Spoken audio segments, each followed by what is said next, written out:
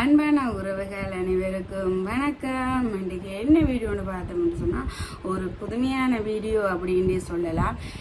என்னடா புதுமையான வீடியோ அப்படின்னு சொல்கிறான்ட்டு நினைப்பீங்க. அதாவது என்னுடைய வீடியோவில் நீங்கள் இப்படியான ஒரு வீடியோ பார்த்துருக்க மாட்டீங்க. அதாவது ஒரு வெளிநாட்டில் இருக்கிற ஒரு அக்கா இந்த என்னோட கலந்து இதில் கதைக்க போகிறாங்க அப்படின்ட்டு தான் சொல்ல வேணும். என்ன நேரடியாக வந்திருக்கிறாவா அப்படின்னு சொன்னால் இல்லை, ஃபோனில் கதைக்க போகிறான். என்னத்தை பற்றி அந்த அக்கா கதைக்க போகிறா அப்படின்ட்டு சொன்னால் இப்போ நடக்கிற விஷயங்கள், அதாவது இந்த உலகத்தில் இப்போ நடக்கிற அந்த சீர்கேடான விஷயங்களை பற்றி தான் கதைக்க போகிறா. அது என்ன விஷயம் அப்படின்னு சொன்னால், நிறைய விஷயங்கள் நடக்குது. இந்த சமூக வலைத்தளங்களை எடுத்து பார்த்தா அருவாசி செய்திகளை விட வேறு நல்ல விஷயங்களை விட இப்படியான விஷயங்கள் தான் கூடுதலாக பேட்டி எடுக்கிறதாக இருக்கட்டும், அவைக்கு சப்போர்ட் பண்ணுறதாக இருக்கட்டும் இருக்குது. அதில் ஒன்று தான் அந்த மாதம்பட்டி அப்படின்ற அவருடைய பிரச்சனையும் இப்போ ஒரு வருஷத்துக்கு மேலாக அந்த பிரச்சனை போய்கொண்டிருக்குது. நாங்கள் சமூக வலைத்தளங்களை எடுத்தாலே கூடுதலாக அந்த விஷயத்தை தான் கொண்டு இருக்குது. இதில் என்ன இருக்குது, இதில் என்ன நடக்குது அப்படின்றத அந்த அக்கா கதைக்க போகிறாங்க. இப்போ இந்த அக்காவுக்கு நான் கோல் எடுக்கிறேன். அவள் சொல்லியிருந்தவங்கன்னு சொன்னால், தான் இதில் கதைக்கிறேன், எனக்கு இதில் கதைக்கிறதுல எந்த ஒரு இதுவும் இல்லை அப்படிங்கிற மாதிரி சொல்லியிருந்தவா. இப்போ அவாக்கு தான் கோல் எடுக்கிறேன்.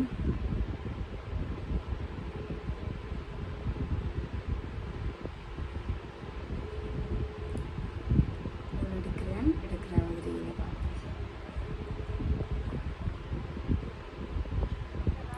ஹலோ, கதைக்கலாமோ?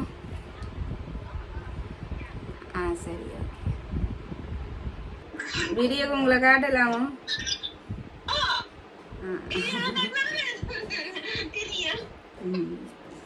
சரி சரி, கதை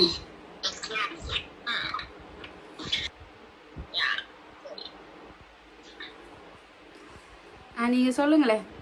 நீங்க சொல்ல வந்த இதை பற்றி சொல்லுங்க. எல்லாருக்கும் வணக்கம்.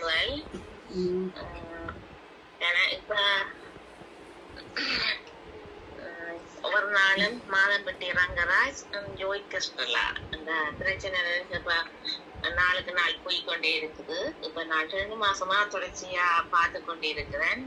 இதை பத்தி நான் கதைக்க வேணும்னு நினைச்சேன்னா இன்றைக்கு கதைக்கக்கூடிய சந்தர்ப்பம் கிடைச்சிருக்குது. ஜோய் கிருஷ்ணலா முதலாவது பேட்டியில அவ சொல்லி இருந்தா, தன்னுடைய பிரச்சனைக்கு தான் இவ்வளவு பிரச்சனைக்கு காரணம் அவருடைய முதல் மனைவி சுருதி என்று. அப்ப சுருதி எங்க போயிருந்தா? இப்ப நான் முதலாவது கேள்விக்கு நான் கேட்கிறேன், நானும் என்ன முறாலும் சேர்ந்து தப்பு செய்யறதுக்கு அடுத்தவர்கள் புல சொல்லி சொல்லக்கூடாது. அந்த தப்புக்கு காரணமானவர்கள் நாங்கள் என்று உணர வேண்டும். உதாரணத்துக்கு பார்த்தா, ஒரு 20 வயசுக்கு 18 வயசுக்கு உட்பட்ட சின்ன பிள்ளைகள் தப்பு செய்திருந்தால் பரவாயில்ல, அடுத்த வேலை பிள்ளை சொல்றது. இவருக்கு ஒரு 30 வயசுக்கு மேற்பட்டு இருக்குது. முதலாவது இவ ஏற்கனவே ஒரு தடவை கல்யாணம் கட்டி விவாகரத்து பெற்றிருக்கிறார். அப்ப என்ன முறையில நான் கல்யாணம் கட்டவன் ப்ராப்பரா டிவோர்ஸ் ஆயிருக்குதோ டிவோர்ஸ் ஆகலையோ அந்த பேப்பர்களை பார்த்துட்டு ஒரு கல்யாணம் என்று சொல்லி சொன்னால் என்ன சொல்றது, எல்லாரையும் கூப்பிட்டு தான் கல்யாணம் என்று செய்கிறது. என்னதுக்கு செய்கிறது? உலகம் பார்க்க வேணும்னு சொல்லி இது திருட்டுத்தனமா இன்னும் ஒரு ஆளுக்கு புருஷனை பிடிச்சி வச்சு கொண்டு இதுக்கு காரணத்தா முதலாவது மனைவி என்று சொல்லி குற்றம் சாட்டப்பட்டது. அது ஒரு ஏற்கக்கூடிய விஷயமாக இல்லை. அப்ப முதலாவது மனைவி அதுல கணக்க யூடியூப்காரர் முதலாவது மனைவியில குற்றமாக சாட்டி இருந்தார்கள். ஒரு ஆள் சொல்லி இருந்துச்சு, 2 வருஷமா இல்ல புருஷனுக்கு பஞ்சாதிக்கு தொடர்பு இல்லை, அவர் வேற வீட்டில இவா வேற வீட்டில வாழ்ந்தது என்ன ஒரு ஆள் சொல்லி இருந்து 6 வருஷமா. அதே நேரத்துல ஆண்கள் கணவர் யூடியூப் சேனல்ல வச்சிருக்காங்க. அவங்க ஒரு சரியாத்தான் அவங்க கதைச்சிருந்தாங்க. முதலாவது மனைவி பற்றி நல்ல மாதிரி தான் கதைச்சிருந்தாங்க.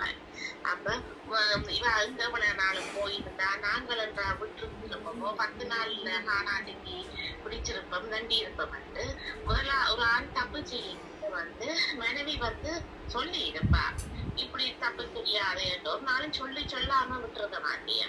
அப்ப 7வது கட்டத்துல இன்னும் அப்படியே போயிட்டு கடைசி கட்டத்துக்கு என்னுடைய வீட்டுக்கு வந்து சேரட்டுக்கு மட்டும்தான் விட்டு இருப்பா. ஆனா இதுல பெண்கள் அந்த கவலைக்குரிய விஷயம் வந்து இவ அங்கே இருந்தா இவ முதல்ல இருந்தா இவ்வளவு பிரச்சனை வந்துட்டு மாட்டுது. ஆனா அந்த முதலாவது மனைவிக்கு விவாகரத்து ஆகல, 2 ஆண் குழந்தைகள் இருக்கிறாங்க. அப்ப இந்த மனைவி என்ன செய்தா அவ தன்னுடைய பிரசனத்துக்கு கட்டுப்பாடுகள் வச்சிருப்பா, இப்படி செய்யாத அப்படி செய்யாத என்று புத்திமதி சொல்லி இருப்பா. கணவன் வந்து சொல்லி கேட்காமல் அளவுக்கு மிஞ்சி போயிட்டு சரி ஏதோ போராட்டத்துக்கு போய் கடைசி நேரத்துக்கு வாங்க சொல்லிதான் விட்டு வைப்பா. அதான் அதே இந்த பெண்கள் உணரையில ஏதுவா விட்டா இப்ப என்னத்துக்கு வாரா பெண்கள். அப்ப பெண்கள் நீங்கள் போய் ஒவ்வொரு வலையில வந்து விழுந்து ஏமாறுபட்டது ஏன் அடுத்தவன் தப்பு சொல்ல வேண்டாம். இதே தப்பு ஒரு 18 வயதுக்கு உட்பட்ட பிள்ளைகள் போய் ஏமாறுபட்டுட்டு ஐயோ நான் ஏமாந்துட்டேன் தண்டிட்டேன் இதுக்கு அதான் காரணம் இததான் காரணம் என்று சொல்லியிருக்க ஒரு கேட்கக்கூடிய விஷயம். ஆனால் நீங்க 30 வயசுக்கு மேற்பட்ட நீங்கள் அவர் விவாகரத்து ஆண்டவரும் ஆணையங்க சேர்ந்து வாழைங்க வா சரி கடைசி எழுதுவா திருமணத்தை செய்வோம் என்று சொல்லி செய்யாம கட்டுத்தரமா 2 வருஷமா குடும்பம் நடத்தி போட்டு அதெல்லாம் 2 முறை கருக்கலப்பு நடக்கிறது. இந்த 3ஆம் தரம் கருக்கலப்பு வந்த போதுல கருத்து இழைக்க சொல்ல இவா கிடைக்க மாட்டேன்னு சொல்ல அதெல்லாம் மாலைப்பட்டி அடிச்சது விட்டுட்டு போனது தண்டினது கனத்த முறைப்பாடுகள் எல்லாம் சொல்லப்பட்டது. முதலாவது முறைப்பாட்டுன்னு சொன்னா எனக்கு காசு தேவையில்லை, எனக்கு பிள்ளைகிட்ட பதிவுகள் தேவைன்னு சொல்லி சொல்லப்பட்டுச்சு. முதலாவது இலங்கையில நான் ஒரு சின்ன பிள்ளையா நான் எனக்கு ஒரு 15-16 வயசு இருக்கு. ஒரு கல்யாணம் கட்டின ஒரு பெண் அவளுக்கு ஒரு 4 பிள்ளைகள் இருந்தது. அவளுக்கு சட்ட ரீதியா விவாகரத்து ஆயிடுது. ஆனா விவாகரத்து ஆகி அந்த பெண் நல்ல மாதிரி இருந்தது பிள்ளைகளோட சேர்ந்து ஒரு ஆணோட தொடர்பு ஆகி ஒரு ஆண் குழந்தை வந்துட்டது. பிறந்தால் வைத்தியசாலையில பிறந்தால். அப்ப முதலாவது விவாகரத்து ஆன கணவர் போய் வைத்தியசாலையில போய் முறைப்பாடு கொடுத்த எனக்கு பார்த்து சட்ட ரீதியா கல்யாணம் நடந்து 4 பிள்ளைகள் இருந்தது. இப்ப நான் விவாகரத்தாகி கன்னியத்தான் வந்தவன். இந்த பிள்ளைகிட்ட பேர் என்னுடைய பேரில பதிய இயலாது முறைப்பாட்ட வைத்தியசாலையில கொடுத்துட்டு வந்துட்டேன். சரி அடுத்த நாள் அந்த கடவா புள்ள கொடுத்தவற்ற மனைவி இருக்குது. அந்த கடவா புள்ள கொடுத்தவற்றுக்கு வந்து அவருக்கு திருமணம் ஆக்கிட்டு 10 வருஷமாக பிள்ளைகள் இல்லை. அப்ப அந்த கடவா கொடுத்தவற்ற மனைவி 2வது நாள் போய் வைத்தியசாலையில முறையிட்டா. எனக்கும் அவருக்கும் தான் சட்ட ரீதியா கல்யாணம் நடந்தது. இவாவிடம் களவாக போய்தான் இந்த பிள்ளை வந்தது. என்னுடைய கணவனின் பேரில் இந்த பிள்ளைங்க பேர் பதிய இயலாது என்று சொல்லப்பட்டது. அதுக்கு பிறகு வைத்தியசாலை எடுத்த முடிவு கல்யாணம் கட்டாத குமர் பிள்ளைகள் போய் வேறு யாருக்கு பிள்ளைகளை கொடுத்தால் அந்த பிள்ளைங்க அப்பா பேர் வந்து குமரி பிள்ளை. என்ன ஒரு கட்டம் கல்யாணம் கட்டி என்ன வேறு ஒரு ஆணோட தொடர்பு பட்டு பிள்ளை பிறந்தால் அந்த பிள்ளைங்க அப்பாண்ட பேர் கிழவி பிள்ளை. அப்ப இப்படியான பிரச்சனைகள் வேணுமா? ஆனா தற்போது எமது இலங்கையில சட்ட ரீதியாக கல்யாணம் கட்டின ஆட்கள் கர்ப்பமாக இருக்கிறதா 2ஆம் மாசம் 3ஆம் மாசத்துல மிட்வைஃபர் வந்து ஒவ்வொரு வீடுகள்ல வந்து பதிஞ்சால் உங்களுக்கு எழுத்து கொப்பி இருக்குதா இருக்கு இல்லையா எல்லாம் பரிசீலனை செய்து பயன்படுவாங்க. ஒரு வைத்தியசாலைக்கு போகும்போது அந்த பப்பியோட தான் போகலாம். அப்படி பப்பி இல்லாமல் போய் பிள்ளை அப்படி இருந்தா போலீஸ் வந்து அரெஸ்ட் பண்ணி அவங்ககிட்ட அந்த விசாரணைகள் நடக்கும். எனக்கு இது விளங்கையில இந்தியாவுல ஏன் இப்படி செய்யறியவன்னு சொல்லி எனக்கு சரியாக விளங்கிய ஒரு கவலைக்குரிய விஷயமா இருக்குது. அடுத்த கட்டம் வந்து அவ இப்ப எனக்கு ஒவ்வொரு மாசமும் 6 லட்சம் தர சொல்லி கேட்டு இருக்கிறார்.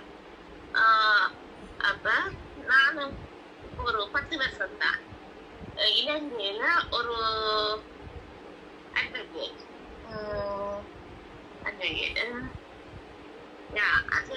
ஒரு சில எழுத்து வேலைக்கு சொல்லி ஒரு பெண் ஒரு கல்யாணம் கட்டின பொம்பளை போயிருக்கிறார்.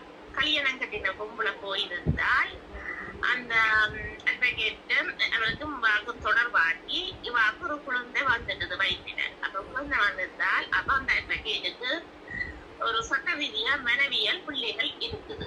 இப்ப 2 பேரும் சேர்ந்து தப்பு செய்திருக்கேன். தப்பு செய்தால் அப்ப அந்த அட்வொகேட் நான் சொல்லிருந்தேன், நான் 25 லட்சம் காசுந்தாரன், மாசம் 25,000 ரூபாய் காசுந்தாரன், அதை விட ஒரு 2 பிறப்பு காணி எழுதித்தாரன். உதாரணத்துக்கு நான் தப்பு செய்துட்டேன். தப்பு செய்தால் எனக்கு நான் அதை யோசிக்க வேண்டும். நான் தப்பு செய்தது சரியோ பிள்ளையோ, ஒரு நீதிமன்றத்துக்கு போய் இந்த கேஸ்ல நான் வெல்லுவனோ அல்லது வெல்ல மாட்டேனோ வந்து ஒரு தடவைக்கு 100 தடவை 100 தடவை இல்ல 1000 தடவை வந்து யோசிக்க வேண்டிய கட்டம். ஆனால் இந்த பெண்மணி என்ன எழுத்தது, இல்ல எனக்கு 25 லட்சம் காசும் வேண்டாம், மாதம் 25,000 ரூபாய் காசும் வேண்டாம், 2 தரப்பு காணியம் வேண்டாம், அந்த அட்வொகேட் நீதான் எனக்கு வேணும் என்று சொல்லி அவ வழக்கு தொடர்ந்தார். வழக்கு தொடர்ந்தால் வழக்கு வந்து கோர்ட்ஸ்ல போய் கொண்டிருந்துச்சு. கடைசியா நீதவான் கேட்ட தீர்ப்பு என்ன, மாசம் 10 ரூபா. பெண்களே, ஏன் நீங்கள் இப்படி ஏமாறுகிறீர்கள்? அப்ப நான் வந்து ஒவ்வொரு நாளும் அந்த பத்திரிகையை ஒரு இன்ட்ரெஸ்டா நான் வாசிக்கிறேன். அப்ப நான் இந்த மனதிலேயே நான் யோசிச்சேன், அந்த லோயருக்கு அட்வொகேட்டுக்கு சட்ட ரீதியாக ஒரு மனைவி இருக்குது. சரி இருந்தாலும் ஏதோ தப்பு செய்துட்டுது. நான் திராணி சித்தமா சரி காசை வேண்டி கொண்டு பேங்கில போட்டுட்டு அதெல்லாம் வட்டி வந்திருக்கும், தாடும் வாழ்ந்து அந்த பிள்ளையை வளர்ந்து சரி அந்த காணியில இதை ஒரு வீட்டையும் கட்டி கொண்டு மாசம் 25,000 ரூபாய் காசுல வடிவா இருந்து சாப்பிட்டு கொண்டு இருந்திருக்கலாம். அப்ப ஒருதனுக்கு ஒருத்திதான் என்று சொல்லி நடைமுறையில இருக்குது. இது நீங்கள் என்ன ஒரு ஆள்கிட்ட புருஷனை பிடிச்சு கொண்டு வர வேணும், கட்டி கொண்டு வர வேணும்னா அதுக்கு நீதிமன்றம் ஒப்புக்கொள்ளேங்க. கடைசியில தீர்ப்பு வந்தது 2,000 ரூபாய். இது அது மாதிரி தான் சுருதி வந்து ஒரு அட்வொகேட். அப்ப அந்த படிச்ச பொம்பளையாண்ட புருஷனையே பிடிச்சு கொண்டு அதெல்லாம் பெண்கள் தான் கூடுதலா கதைக்குதியா என்ன ஜோய் கிறிஸ்டல்ல வந்து கோர்ட்டுக்கு போய் இந்த சட்டம் அந்த சட்டம் அந்த சட்டம் அந்த சட்டம் எல்லாத்துலயும் சட்டம் இருக்குது, நான் ஏற்றுக்கொள்றேன். அது என்னத்துக்கு? சட்ட ரீதியான மனைவி. இது சட்ட ரீதியான மனைவியே இல்லை. அப்ப என்னன்னு நீங்க சொல்லிட்டீங்க இந்த சட்டம் அந்த சட்டம் அந்த சட்டம் இருக்கு. இப்ப நீங்களும் ஒரு பெண்கள் தானே, ஏன் யோசிக்கல? இவ ஒரு வயசு வந்த பொம்புல தப்பு செய்யறது பிள்ளை என்று சொல்லி ஏன் நீங்க யோசிக்கல? அதற்குள்ள 1000 பிரச்சனை இருக்கலாம். அதில் சுருதி வெளிஞ்சிட்டு இருக்கிறா ஒரு குடும்பம் வந்தால் ஒரு எல்லா இடங்களையும் பிரச்சனை இருக்க மாட்டேன். அவ அந்த பிரச்சனையை வந்து எல்லாருக்கும் சொல்லி கொண்டு இருக்கலாது. அவ தன்னுடைய புருஷனுக்கு சொல்லி இருப்பா, இப்படி செய்யாத அப்படி செய்யாத, இது தப்பு இருக்கு. அது ஆனந்தேவான் எந்த முருடத்துல அவன் போறதுக்காக அந்த 10 கதையை 1000 கதையா சொல்லி செய்வான். எங்க மனசு சமைக்கவே இல்லை, நிம்மதி இல்லை, அன்பு இல்லை, இதுல இருந்து 1000 கதை சொல்லி சொல்லுவார். அதுக்கு நீங்க ஹஸ்பண்ட் அப்படி சொன்னார், அவர் அப்படி சொன்னார், அவர் அப்படி சொன்னா சரி வாங்க வாட்ச் வந்து உங்களை சாவுங்கன்னு சொல்லி சொல்லுவாங்க. சாவிங்க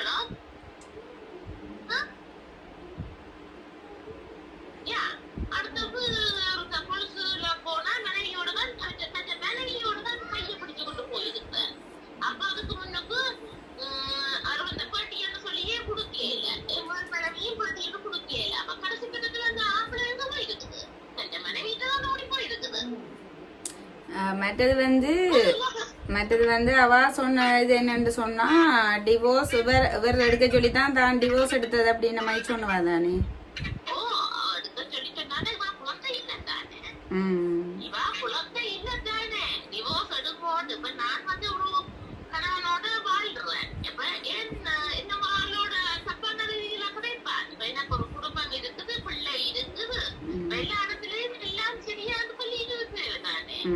இல்ல இந்த வெறுக்கும் வந்து மூத்த வாக்கு வந்து 2 பிள்ளைகள் இருக்குதானே. நான் அவைய யோசிக்கல ஒன்றையுமே யோசிக்காம வா தப்பு செஞ்சுட்டு இப்ப மீடியால வந்து அவர்ல பிள்ளை அப்படி அவர்ல பிள்ளை இருக்குது அவர்ல பிள்ளை இல்லைன்னு இல்லை அவர்லயும் வாவிலையும் பிள்ளை இருக்குதுன்றா அவர்லயும் பிள்ளை இருக்குது.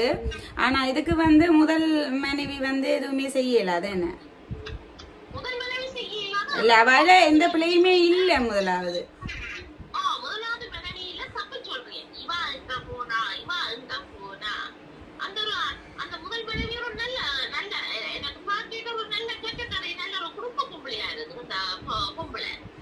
இது 6 லட்சம் என்று சொல்லி சொன்னால் நாட்டக்களம் எடுக்கிறதா எனக்கே விளங்கல. சட்ட ரீதியான மனைவி போய் கோர்ட்ஸ்லயே கேஸ் கொடுத்தால் எனக்கு 6 லட்சம் என்றால் அப்படி கோர்ட் தீர்க்க மாட்டுது. 6 லட்சம் சரி இப்ப அடுத்த கட்டத்துக்கு வருவா. இப்ப மாதம்பட்டியில அவர் கடனாளியா நிக்கிறது வருவா. அப்ப அந்த கடனாளியை தான் இவ அடைப்பாவோ. ஏன் தப்பு செய்யறீங்கள் பெண்கள், ஏன் தப்பு செய்யறீங்கள்? அதெல்லாம் கவலைக்குரிய விஷயம் என்ன? பெண்கள் வந்து அதுல கணவர் வந்து இந்த முதலாவது மனைவியில தப்பு சொல்றீங்க. அப்ப எங்களுக்கு ஒரு சட்டம் என்ன ஒரு சட்டம் வந்து அப்படி வைக்க கூடாது. இவா கல்யாணம் கட்டினா பொம்பளை அவர் டிவோர்ஸ் எடுக்க சொல்லி சொன்னா இவ ஏன் எடுக்க வேணாம்? சரி ஒரு ஆம்பளை கல்யாணம் பண்ண பிள்ளை இந்தா நீ பேப்பரா கொண்டு வா, நான் பேப்பரா கொண்டு வாரேன், இந்தா எழுத்து ரெஸ்டாரண்ட போவோம் போய் கல்யாணத்தை கட்டுவோம் சட்டது. இது சின்ன பிள்ளை சொன்ன மாதிரி மாதப்பட்டி தான் சொன்னார் இது சின்ன பிள்ளை கல்யாணமா? அதே மாதிரி அவங்க இப்ப இலங்கையிலும் வந்து 450 பேர் வந்து ஒரு நாளைக்கு எழுதினா 350 பேர் வந்து டிவோர்ஸ் அடிக்கணும். இப்ப அப்படி மாறிட்டுது. ஏன்னா முந்தைய ஆரம்ப காலங்கள்ல வந்து நான் ஒரு சின்ன பிள்ளையா இருக்கிற காலத்துல ஒரு இடத்துக்குள்ள என்று பார்த்தால் ஒரு விவாரத்தான பொம்பளை என்று புருஷன் இல்லாமல் ஒரு பொம்பளை என்றால் 1 2 அப்படித்தான் இருக்கலாம். இப்ப என்ன எல்லா வீட்டு பெண் பிள்ளைகளும் படிக்க போறீங்க, எல்லா இடத்துக்கும் எல்லாம் போறீங்க. முந்தி ஆரம்ப காலங்கள்ல என்ன அம்மா அப்பா எங்கேயும் கல்யாணம் என்று சொல்லி புரோக்கர்ல பார்த்து 10 தரம் 100 தரம் அத பொம்பளை வீடு மாப்பிள்ளை வீட்டை வந்து மாப்பிள்ளை வீடு பொம்பளை வீட்டுல வந்து மாறி நடக்க ஏதாவது பிரச்சனை இருக்கோ பிரச்சனை இல்லையோ நல்ல குடும்பமோ அந்த குடும்பமோ எப்படியான குடும்பமோன்னு சொல்லி விசாரிச்சு தான் கல்யாணம் நடக்குது. இது எல்லா பிள்ளைகளும் என்ன இது படிக்க போன இடத்துல காதலண்டா அது என்ன கேட்டகரி இது என்ன கேட்டகரி ஒன்றும் தெரியாது. அப்ப வீட்டுக்கு தெரியாமலே சில பிள்ளைகள் என்ன எழுத்து எழுதி போட்டு வேலைக்கு முரண்பாடு வந்த உடனே பெண் பிள்ளைகள் நாங்கள் தற்கொலை செய்யுங்க. இப்ப அது கொஞ்சம் காலம் தற்கொலை செய்து கொண்டு வந்துச்சு. இப்ப என்ன நாங்கள் நீதிமன்றத்தை போய் போடுறியா எனக்கு தேவையில்லை வந்துட்டு இப்ப என்ன சொல்றது டிவோர்ஸ் ஆகி பேப்பர் வந்தா என்ன சட்ட ரீதியா போய் கல்யாணத்தை கட்டுறியா. அது இப்ப எனக்கு அது சரியோ பிள்ளையோன்னு சொல்லி எனக்கு சொல்ல தெரியல. அதுக்கு இப்போ 1 பிள்ளை 2 பிள்ளைன்னு சொல்லி இருக்கு. அந்த பிள்ளை வந்து 2வது அம்மா வந்து கல்யாணத்தை கட்ட என்ன ஒரு ஆண் வந்து அந்த பிள்ளைய வடிவா பார்க்குமோ பார்க்க மாட்டுதோ எனக்கு தெரியல. அப்ப ஆரம்ப காலத்துல வந்து புருஷன் மேல விட்டுட்டு போன புருஷன் மேல செத்தா என்ன என்னுடைய பிள்ளையை நான் தான் வளர்க்க வேணும் என்று சொல்லி அந்த அம்மா கவனமா பிள்ளைகளை பார்த்துச்சிய. ஆனா இப்ப வந்து எனக்கு அது சொல்ல தெரியல. அப்ப அதெல்லாம் கல்யாணம் பண்ண சொல்லி சொல்லியிருக்கேனையோ ஆணும் விட்டு கொடுக்கணும் பெண்ணும் விட்டு கொடுக்கணும். இது அப்படி இல்லை. நீயோ நானோ என்ன 2 பேரும் வேலைக்கு போறீங்க. அப்ப அந்த விட்டு கொடுக்குற மனப்பாங்கு என்று சொல்லி இல்ல. 450 கல்யாணம் பண்ணா 350க்கு மேல போய் போகுது. நீதிமன்றத்தை தாண்டிய முந்தி நீதிமன்றத்துல போய் டிவோர்ஸ் எடுத்தால் வெங்கன் என்று சொல்லி அப்படி பாப்பேன். இப்ப அந்த அது பிரச்சனை என்று சொல்லி சொன்னா நீதிமன்றத்தை நாடவன். ஆனா அந்த விவாதத்து என்று சொல்லி இது ஒரு கவலைக்குரிய விஷயம். ஆனா இப்படி களவா போய் என்ன முறாளன்றதை விட விவாகரத்தை தாண்டி சட்டம் என்ன முறாள கல்யாணம் கட்டுறது தப்புன்னு சொல்லி இல்லை. என்ன முடிவு அடுத்தது இவன் பிள்ளை பிறந்தால் உள்ள ஒரு டிப்ரெஷன் ஆயிருக்கு சொல்லி சொல்லுங்க. இவன் அடுத்த நாளே கடாண்டு எல்லா யூடியூப்காரருக்கும் சேனல். இப்ப நான் நினைக்கிறேன் அவன் டிப்ரெஷன்ல இருந்து மென்டல் அப்செட் கட்டத்துக்கு வந்துட்டாவோ தெரியல. அப்ப 7 மாசத்தையோ 6 மாசத்திலேயே ஆரம்பிச்சுட்டேன் யூடியூப்புக்கு ஒவ்வொருத்தருக்கும் பேட்டி கொடுத்து. அப்ப அவரை பிடிச்ச கேட்டு யூடியூப் சேனலுக்கு போட்டி கொடுத்தவாவோ 2 பேரும் சேர்ந்து வாழ. இதெல்லாம் ஒரு சமூக சீர்கேடு தானே. என்ன இதை பார்த்து இன்னும் 4 பேர் இப்படி செய்யலாமோ அப்படி செய்யலாமோன்ற ஒரு இது மாதிரி தானே. என்ன இதை யூடியூப் வழியா அப்படி செய்யறதால அப்படி பேட்டி கொடுக்கறதால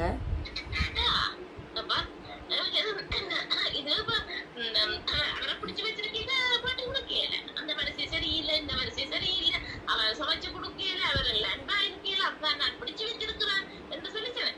இப்ப அதான் என்ன சொல்றது லிவிங் டுகெதர் சொல்லி சேர்ந்து வந்துட்டு அழுதையில இதுக்கு மட்டும் சேர்ந்திருப்பா சேர்ந்து பிடிக்கல விட்டுட்டு ஓடுவான். அந்த மாதிரி அவர் விட்டுட்டு ஆடிச்சேன்.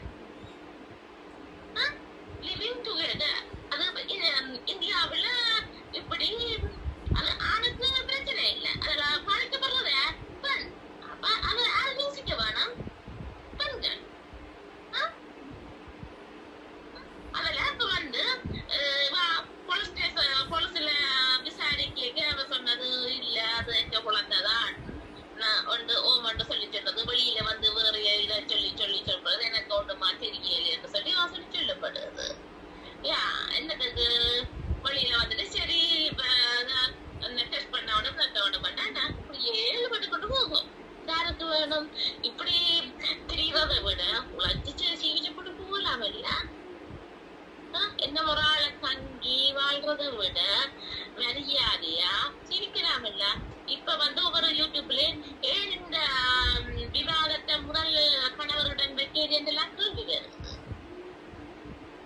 அதுக்கு அவ கொடுத்திருக்கிறா நான் அவரோட சந்தோஷமா இருக்கேன்.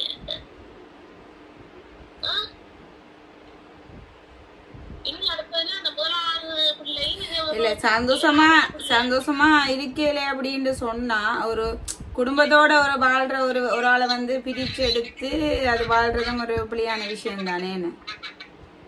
அது பிள்ளையான விஷயம். அப்ப அதுக்கு கேட்கிறியா அந்த யூடியூப்காரர் வந்து இப்ப கேட்கிறியா அதுக்குதான் அது புருஷனம் பண்ணாட்டி ஒற்றுமையா இல்ல பிரிஞ்சுதான் இருந்தேன் அங்க போனவான்ட்டு ஒரு முதலாவது மனைவியை பொட்டல் பண்றேன். அவரோட எனக்கு சரியான ஒரு கவலைக்குரிய விஷயமே இருக்குது. அது ஒரு முதல் மனைவி வந்து ஒரு குடும்பப்பெண் எந்த ஒரு பெண்ணம் வந்து என்ன ஒரு ஆளோட போயிட்டு சொல்லி விட மாட்டுது. அந்த பொம்பளை சொல்லி இருக்குமா தன்னுடைய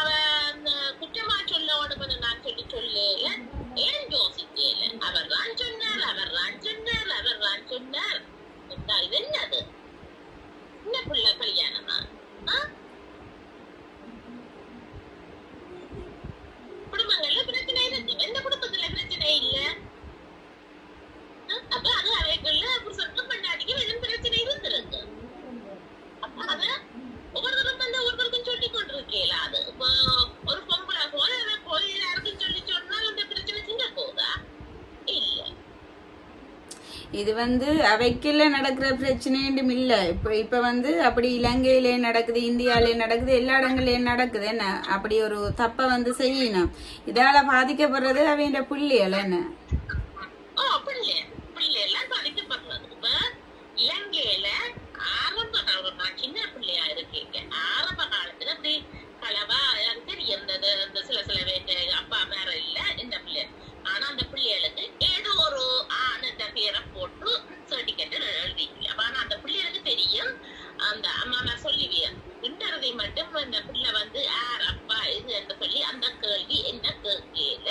ஆனா அந்த பிள்ளைகள கட்டிக்கார பிள்ளைகளா இருக்கும், ஏதோ ஒரு ஆணுன்ற பேரை போட்டிருப்பியா அந்த சர்டிபிகேட்ல. ஆனால் இப்ப கல்யாணம் கட்டாத அம்மா பிள்ளை பெற்றா குமரி பிள்ளை கல்யாணம் கட்டி என்ன ஒரு களவா என்ன ஒரு கணக்கு போயிருந்தா கிளவி பிள்ளை. அப்ப அந்த பிள்ளைகள மனத்துக்கு, ஆனா அது இலங்கையில் எடுத்த சட்டம் அது சரியான சட்டம். அது பிள்ளைன்னு நான் சொல்ல மாட்டேன். ஏனென்றால் அந்த ஆக்கள் புரிஞ்சு கொள்ளவனும். அப்ப அந்த பிள்ளைகளும் வளர்ந்து வயசாட்டதுலாம் அம்மா எனக்கு அப்பா இல்லாம யாருக்கையோ போய் பெற்றிருக்கிறா. அப்ப இப்ப ஹாஸ்பிட்டல்ல போய் பிள்ளை பிறகுனா சரியான சுலபமான வேலை என்று இல்லை. அந்த பேப்பர்களோட எல்லாத்தையும் போக வேணும், பேப்பரோட எல்லாம் போக வேணும், அல்லது போலீஸ் அரெஸ்ட் பண்ணி ஜெயில தான் போடும். இப்ப அப்படி இருக்கா இல்லையே? இப்ப அப்படித்தான். இப்ப ஆஸ்பத்திரி கிளினிக்கு போய் கேட்கிறோம், சட்ட ரீதியா கல்யாணம் கட்டினதோ கட்டையிலையோ எத்தனை வயசு எழுத்து கொப்பி எல்லாம் சொல்லி பாக்குறியமல்லோ. இப்பவும் அதுதான் சட்டம். முந்தைய அப்படி சட்டம் இல்லை. இப்பதான் இப்ப நான் நிக்கிறேன் ஒரு 15-20 வருஷமா இருக்கு. 15-20 வருஷமா இருக்கு. கிளினிக் கொப்பியலோட போக வேணும் ஆஸ்பத்திரிக்கு. அந்த கொப்பியல் இல்லாமல் போனால் ஏற்க மாட்டியம். போலீஸ் அரெஸ்ட் பண்ணும். 2ஆம் மாசம் 3ஆம் மாசத்திலேயே அந்த மிட்வைஃப்மார் வீடுகள்ல பேருகள் விவரங்கள் எல்லாம் எடுப்பியா. இது நான் நினைக்கிறேன் எனக்கு ஒரு 15-16 வயசு இருக்கேதான் அந்த ஒரு அம்மா போய் களவா பிள்ளை 2 சொந்த புருஷன் போய் எனக்கு விவாகரத்து ஆயிட்டது. களவா போன புருஷன் மனைவி போய் என்னுடைய புருஷன் பேர்ல பதிய இயலாது ஹாஸ்பிட்டல்ல முறைப்பாடு கொடுத்தது. இப்பவும் அதுதான் சட்டம்.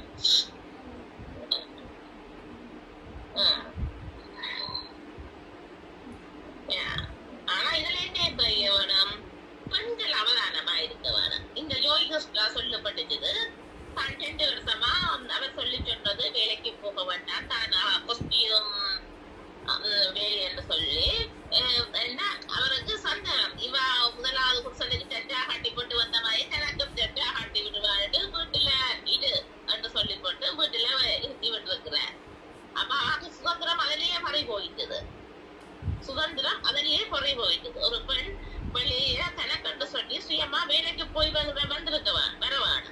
போய் வந்த வீட்டுல மறைச்சு விட்டு 2 வருஷம் உபயோகிச்சு போட்டு குப்பை மாதிரி தூக்கி எரிஞ்சு விட்டு போயிட்டேன். தன்னுடைய தொழில ஏன் இவ அளந்திருக்கலாம், இவ தன்னால சாப்பிட்டு இருக்கிறா.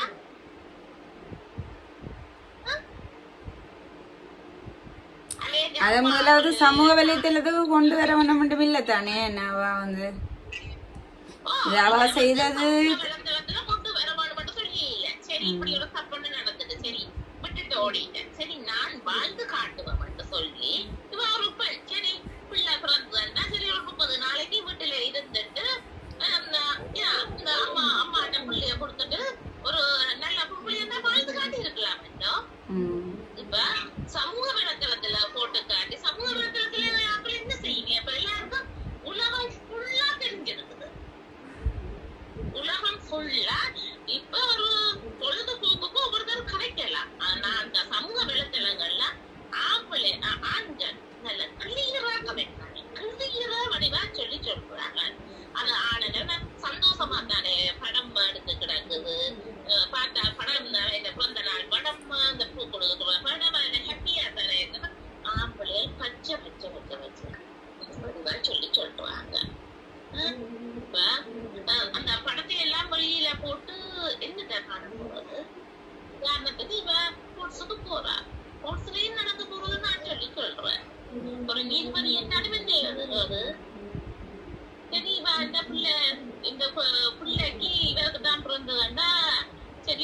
கொஞ்சம் காசு செலவளா தீர்மானிக்கும். 6 லட்சம் தீர்மானிக்கிறா. இல்ல இப்ப இலங்கையில இருக்குதுங்க. இலங்கையில என்னன்னு சொன்னா இப்ப ஒரு ஆள் வந்து டிவோர்ஸ் எடுக்க போயின வயதுல இழுத்து நடந்து டிவோர்ஸ் எடுக்க போயினோம்னு சொன்னா அவன் பிள்ளைகளுக்கு வந்து அவங்க அப்பா வந்து காசு கொடுக்க வேணும். டிவோர்ஸ் எடுத்தாலும் பிள்ளைகளுக்கு வந்து காசு கட்ட வேணும் அப்படின்னு இருக்கு. ஆனா அந்த டிவோர்ஸ் அந்த என்ன சொல்ற இழுத்து இல்லாம இப்படி காசு கொடுக்க வேணும்ன்றது வந்து இல்லை.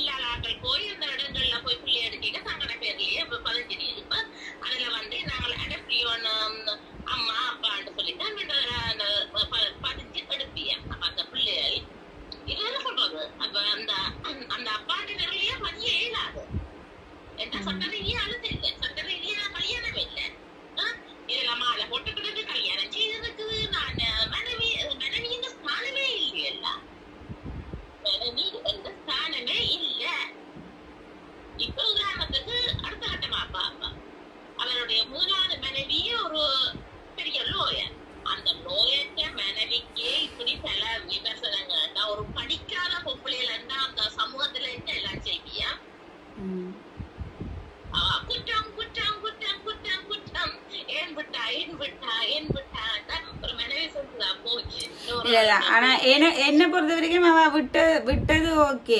ஒரு ஆள போறவரை வந்து பிடிச்சு வச்சிருக்கல அது. ஆனா வந்து அவர் திரும்ப போய்க்கு வந்து ஒரு இது கொடுத்துருக்க கூடாது அப்படின்றத வந்து நான் நினைக்கிறேன். இப்ப அடைக்கெல்லாம் கொடுத்துருக்க கூடாது.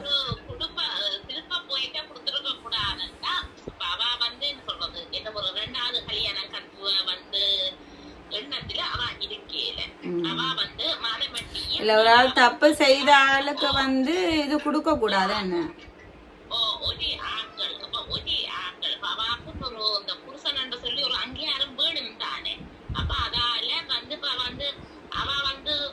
என்ன சொல்றது அவ நினைச்சிருந்தா இவருக்கு விவாகரத்து கொடுத்து போட்டு அவ இந்த ஒரு கல்யாணம் கட்டி இருக்கு. அவ பிள்ளைகள் இருக்கு. அப்ப பெண்கள் என்ன செய்வியா எனக்கு ஒரு புருஷன் சொல்லி ஒரு அங்கீகாரம் உண்டு, எனக்கு ஒரு பாதுகாப்பு வேணும். அப்ப சொல்லி இருப்பா அவ வந்து என்னன்னு சொல்லி சொல்றது இப்படி செய்யாது என்று சொல்லி இருப்பா. என்ன யோசிச்சிருப்பா என்னோ போற இடத்துக்கு போயிட்டு வார இடத்துக்கு வா. அப்ப ஜோய் கிருஷ்ணா இதுக்கு வந்து எல்லாம் தெரியும். அவ சொல்லி இருப்பா ஜோய் கிருஷ்ணா நான் மானம்பட்டி இந்த வீட்டுக்கு போயிருக்கேன், மனைவி இந்த வீட்டுக்கு போயிருக்கேன், அதுக்கு போயிருக்கப்பா அவ எல்லாம் தெரிஞ்சுதான் செய்திருப்பாவா. விளங்குதா? இப்ப இவர் கல்யாணம் கட்டாத ஆளு சில பெண்கள் வந்து இந்த ஆம்பளை வந்து கல்யாணம் கட்டி பிள்ளைகள் இருக்குது மனைவி இருக்குன்னு சொல்லி தெரியாமல் ஏமாந்து கட்டுறது அது வேறு. இந்த பொம்பளைக்கு வந்து எல்லாம் தெரியும். அவருக்கு 2 மனைவி இருக்குது, பிள்ளைகள் இருக்குது, அவன்கிட்ட வீட்டை போன வாட்டெல்லாம் அந்த சொல்லி இருக்குவேன். அப்ப குடும்பங்கள்ல பிரச்சனை இருக்கு தானே. அப்ப அவர்தான் சொல்லி சொன்ன தனக்கு வாக்கம் இப்படி என்ன பிரிஞ்சு இருக்கிறேன்னு சொல்லி பேப்பர்ல கொடுத்துருக்கு, அப்படி கொடுத்துருக்கு, இப்படி கொடுத்துருக்க. அப்ப அது இவாவோட தப்பு. அப்ப ஆனா முதல் மனைவின்னு இருக்கா போற இடத்துக்கு போயிட்டு வார நேரத்துக்கு பாருன்னு சொல்லிவிட்டு இப்ப இதுல ஏமாந்துட்டா.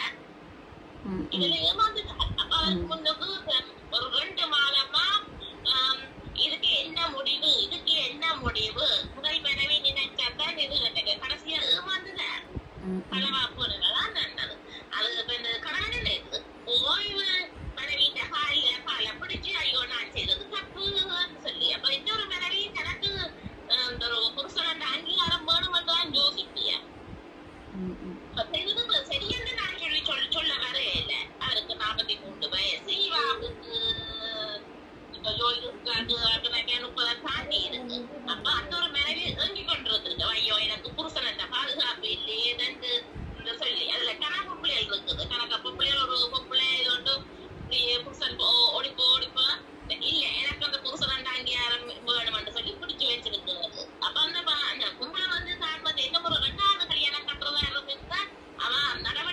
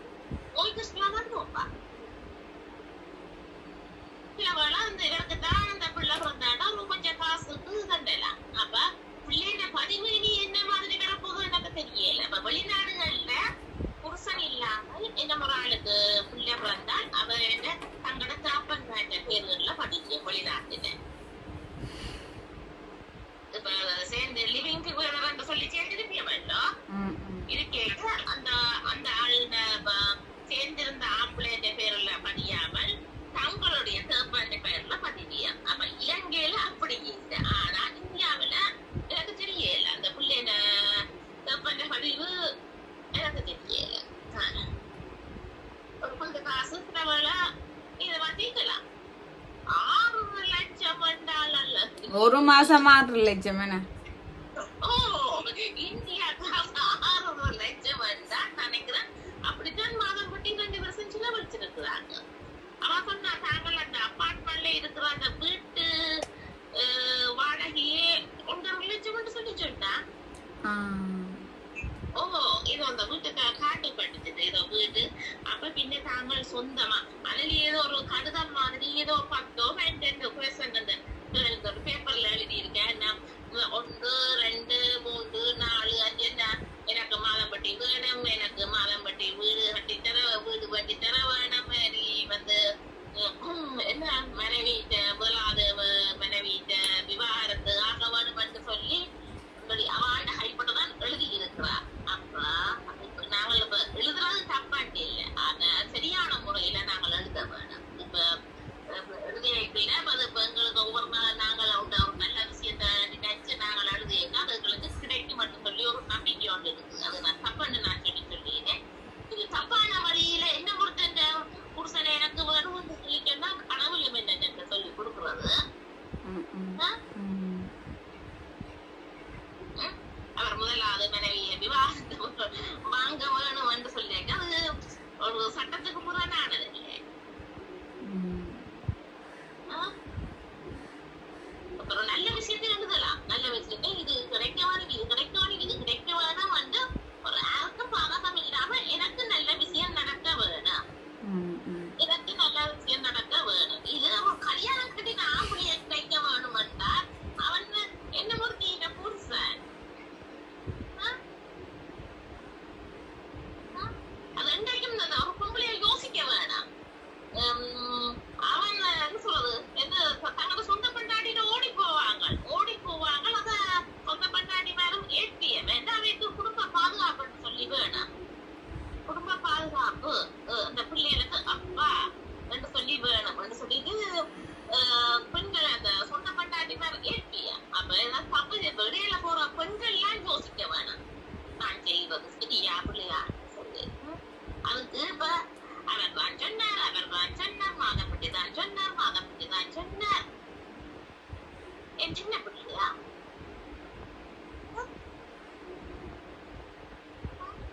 இப்படி என் கலைச்சார் அந்த யூடியூப் தளத்துல எல்லாம் என்ன சொல்றது எல்லா வீடியோவையும் பார்த்து போடுவேன். அப்ப அதுல இன்னொரு யூடியூப் பாக்குறேன் அப்படின்னு அதுல ராம்லாம் சொல்லப்படுது. ஒரே நாள் எல்லாத்தையும் போட்டு விடுவோம்.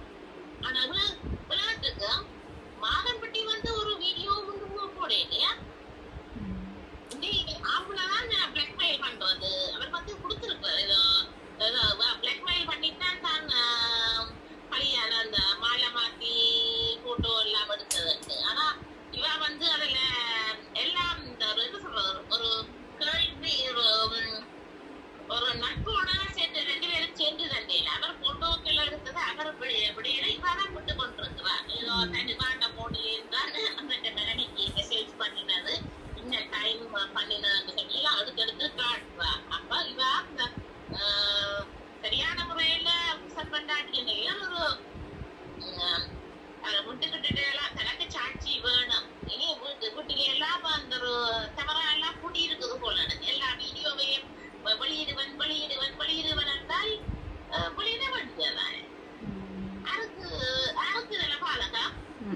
அப்ப வெளியிடுவன் என்று சொல்லி பிளாக்மெயில் பண்ணிட்டு தாலி கட்ட வச்சிருக்குவா. டைம் கூட வந்துட்டுதாங்க. சரி சரி ஓகே சரி ஒரு நாளைக்கு என்ன ஒரு விஷயத்த கதைப்போம். ஓகே ஓகே ஓகே ஓகே நன்றி. இப்போ வந்து டைம் கூட போகுது, 40 நிமிஷத்துக்கு மேலே ஆயிடுச்சு. அதால் வந்து இதோட வந்து முடிச்சு கொள்ள போகிறேன். இதில் வந்து என்னுடைய கருத்து என்ன அப்படின்னு நான் சொல்லுவேனாக இருந்தால் இதில் 2 பேர்லேயுமே பிழை இருக்குது. அவர்லேயும் பிழை இருக்குது, அவாயிலையும் பிழை இருக்குது. ஆனால் அந்த மூத்த மனைவியில் வந்து பிழைகள் இல்லை. இப்போ ஒரு ஆள் வந்து தப்பு செய்யல, அதுக்கு வந்து என்ன செய்யலை, ஒரு ஆள் விட்டு போகிறாருன்ற சொல்லிக்கல. இதில் வந்து எதுவுமே செய்யலை. இதை வந்து ஒரு மீடியாவுக்கு கொண்டு வந்து இப்போ ரெண்டாவது மனைவி இருக்கிறா தானே, இதை வந்து ஒரு மீடியாவுக்கு கொண்டு வந்து இப்போ நான் எப்போ பார்த்தாலுமே எனக்கும் கூட நெடுகளுமே இந்த ஒரு நியூஸ் வந்து கொண்டே இருக்கும். அப்போ இதில் வந்து மற்றாக்களும் இதை பார்த்து அப்படியான ஒரு விஷயங்களை வந்து அவையும் செய்யலாம், அப்படி நாங்களும் செய்யலாமே, நாங்களும் அப்படி இதண்டலாமே அப்படின்ட்டு வந்து இதில் ஒரு இது வரும். அதால தான் இந்த விஷயத்தை அந்த அக்கா கதைக்க வேணும் அப்படின்ட்டு சொல்லிக்கல. நான் சொன்னேன்னா இப்போ இதில் வந்து நான் கதைக்கிறத விட இப்போ நீங்கள் என்ன சொல்கிறீங்களோ நீங்களே நேர கதைச்சு கொள்ளுங்க அப்படின்ட்டு சொன்னேன். நான் இப்போ தனக்குள்ள இருக்கிற அவ்வளவு ஒரு இதையும் வந்து சொல்லியிருக்கிறா. இப்போ இது சரி எது தப்பு அப்படின்றதையும் வந்து சொல்லியிருக்கிறேன். அதே மாதிரி நானும் சொல்லிக்கொள்கிறேன். என்னட்டு சொன்னால் இதில் வந்து அவை 2 பேர்லேயும் தப்பி இருக்குது. மூத்த மனைவியில தப்பு இல்லை, ஆனாலும் அவ வந்து அப்படி அவர் போகைக்கில் வந்து அதை சேர்த்துருக்க கூடாது. ஒரு ஆள் வந்து நீ வேணாம் அப்படின்ட்டு போட்டு திருப்ப தேடி வரிகளை அவைய வந்து சேர்க்கக்கூடாது அப்படின்றதான் என்னுடைய இது. இவ்வே 2 பேர்லேயும், அதாவது இந்த மாதம்பட்டி அப்படின்றவர்லேயும் இந்த 2வது அவர்லையும் சரியான பிள்ளை இருக்குது. இதே மாதிரியாகத்தான் நிறைய நிகழ்வுகள் வந்து இப்போ இது வந்து ஒரு மீடியாவுக்கு வந்தபடியே தெரியுது. ஆனால் இலங்கையிலையும் சரி, இந்தியாலையும் சரி, வேறு நாடுகள்லையும் சரி, ஒவ்வொரு நாடுகள்லையும் இப்படியான பிரச்சனைகள் நடக்குது. இதுல வந்து கடைசியாக பாதிக்கப்படுறது வந்து ஆண்களும் இல்லை பெண்களும் இல்லை. அவ செய்கிற தப்புக்காக அவ வந்து அனுபவிக்கணும். ஆனால் அதில் பாதிக்கப்படுறது அந்த பிள்ளைகள். இவ வந்து ஒரு சின்ன ஒரு விஷயத்துக்குண்டாலும் நான் சொன்ன மாதிரி தானே, இலங்கையில் கூட ஒரு நாளைக்கு 450 பதிவு திருமணம் நடந்தால் 350 விவாகரத்து பதிவு வந்து செய்யணும். இப்போ இதில் வந்து பாதிக்கப்படுறது யாருன்னு சொன்னால் யாரு? பிள்ளைகள்லாம் பாதிக்கப்படினோம். அப்பா இல்லாமல் அம்மா இல்லாமல் அந்த பிள்ளைகள்லாம் பாதிக்கப்படினோம். தங்களுக்கு இந்த வாழ்க்கை பிடிக்கல. ஒரு சின்ன ஒரு, அதாவது அந்த அக்கா சொன்ன மாதிரி தான், முந்தி வந்து எல்லாத்தையுமே அனுசரிச்சு போறது. ஆனா இப்ப வந்து ஒரு சின்ன நொண்டு பிடிக்காட்டி கூட அவர் அப்படி செய்யல அவ அப்படி செய்யல ஒரு சின்ன ஒரு இதை பிடிச்சு வச்சு அதை விவாகரத்துக்கான கொண்டு போறது வரைக்கும் இருக்குது. அப்படி கொண்டு போறதால என்ன நடக்குது? அந்த பிள்ளைகள் வந்து அம்மா இல்லாமல் அப்பா இல்லாமல் பரிதவித்து போயிருக்கிறத நான் எத்தனையோ இடங்களில் பார்த்துருக்கிறேன். அம்மா இல்லாமல் அப்பா இல்லாமல் வாழ்கிற பிள்ளைகள். அதாவது முந்தையங்காலத்தில் இப்படியானது இல்லை, குறைவு. அதாவது விவாகரத்து செய்கிறதுன்றாலே குறைவு, சரியான குறைவு இல்லை அப்படின்ட்டு சொல்லலாம். அம்மா வீட காலத்திலாம் இல்லை. அப்பேக அந்த பிள்ளைகள் வந்து நல்ல சந்தோஷமாக இதாக இருந்தது. இப்போ வந்து கூடுதலாக அம்மா அப்பாவை வீட்டில் ஒரு சின்ன சின்ன விஷயத்துக்கு சண்டை பிடிக்கிறது. அது இப்போ சிறுவர்கள், அதாவது மாணவர்களுக்குள்ள வந்து என்ன செய்யுது? அதாவது அவங்களுக்குள்ள ஒரு 100 வீதத்தில் 60% மாணவர்கள் வந்து மன அழுத்தத்துக்கு உள்ளாகினம் அப்படின்ற மாதிரி சொல்லப்படுது. அதுல வந்து இலங்கையில சரியா, அப்படியான இடத்துல அது வந்து வீட்டுல நடக்கிற அம்மா அப்பா வீடு சண்டை வீடு இதுவள் முரண்பாடுகள் அதுகளையும் மனசுக்குள்ள நினைச்சும் அந்த மன அழுத்தங்கள் வரலாம். இதுல உண்மையா சொல்ல போனோம்னா அந்த அக்காவும் சொன்ன மாதிரி தான் இதுல வந்து 2 பேருமே அனுசரிச்சு போகணும். நீ தான் பெருசு நான் தான் பெருசு, நீ அவ்வளவு நான் அவ்வளவு, எனக்கு அவ்வளவு இருக்கு உனக்கு அப்படி எல்லாமே பார்க்காம அனுசரிச்சு போக பழக வேணும். இதுதான் வாழ்க்கை. அதாவது லவ் பண்ணி வெட்டிங் பண்ணி 1 மாசத்திலேயே டிவோர்ஸ் எடுத்துட்டு போறாக்கள். 2 மாசத்திலேயே லவ் பண்ணி கல்யாணம் கட்டினா, ஆனால் 2 மாசம் 3 மாசத்துல ஒரு அவசரத்துல தடார் புடாருன்னு கல்யாணம் கட்டிட்டு டிவோர்ஸ் எடுத்துட்டு போயினா அப்படி எல்லாம் இருக்காம ஒரு புரிந்துணர்ந்து கல்யாணம் கட்டினாதான் அந்த வாழ்க்கை நல்லா இருக்கும்.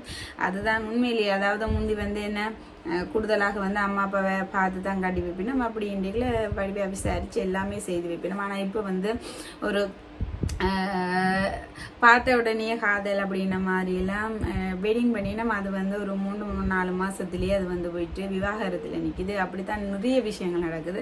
இது எல்லாமே தவிக்கப்பட வேணும். அதே மாதிரி இந்த மீடியாக்கள்ல வந்து இப்படியான விஷயங்களையும் கொண்டு வரதையும் உண்மையிலே தவிக்க வேணும் என்று சொன்னா, இது ஒரு தேவையில்லாத விஷயம், ஒரு தேவையில்லாத ஆணி அப்படின்றே சொல்லலாம். இப்படியான விஷயங்களால இதுவரை பார்த்து என்ன இதுல வந்து 4 பேர் வந்து கெட்டு போகலாம். இதே மாதிரி செய்யலாமே, அப்படி செய்யலாமே, ஒரு இது எடுத்து கொடுக்குற மாதிரி நாங்களே ஒரு ஃபைன்ஸ் எடுத்து கொடுக்குற மாதிரி இருக்குது. இந்த விஷயங்கள், அதாவது ஒரு குடும்ப விஷயங்கள் எல்லாத்தையும் மீடியாக்களுக்கு கொண்டு வர வேண்டிய அவசியம் இல்லை. அவாவில் தப்பு இருக்குது, முழு தவறும் அவாவில் இருக்குது. முழு தவறுமே அவாவில் வச்சுக்கொண்டு இந்த மீடியாவுக்கு வந்து இப்படியெல்லாம் செய்கிறதெல்லாம் உண்மையில் ஒரு புலியான விஷயம்.